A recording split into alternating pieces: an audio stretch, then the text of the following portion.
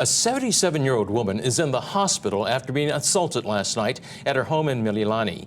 Police say the suspect was arrested for burglary and resisting arrest. The suspect was previously convicted of murder but was released in 2015 after appealing. KITV4's Jeremy Lee went to Mililani this evening and spoke with the victim's daughter-in-law and neighbor. Jeremy.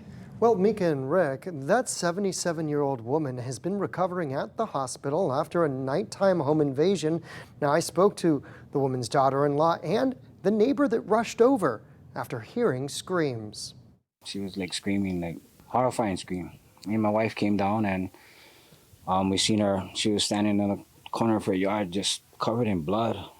And she was just beat up, really beat up. Josh Galeos, a father living next door, raced over to help and make sure the assailant wasn't getting away. So I ran upstairs and I heard him slam the door. He started pushing stuff against the door. The intruder ransacked one of the upstairs rooms, having entered through this window. Galeos ran around the house and made a surprising discovery. And I jumped on the roof to that window. He closed the window already. And then I seen some of my tools on the roof. Like he was in my garage, grabbed some of my stuff to pry open her window. Once inside, the attacker went after the 77-year-old woman who had just received a phone call from the alarm company. The assailant sent her down these stairs. She was left with severe injuries. A C2 fracture, she has an aspen collar, she has a radial fracture.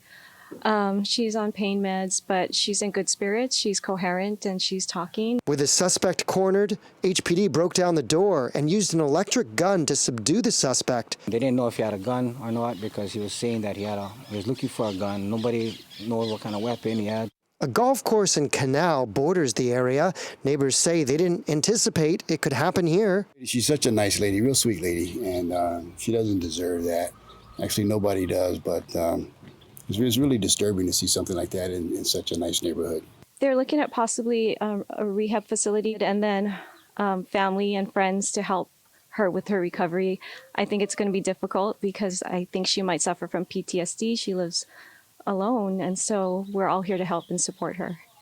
Now, this area of Mililani isn't easily accessible as it takes some twists and turns to get through the quiet suburban neighborhood. Yet, a burglar with a history of violence found a way. Neighbors I spoke to are pledging to stay vigilant and keep an eye out. Reporting live, Jeremy Lee, KITV4 Island News.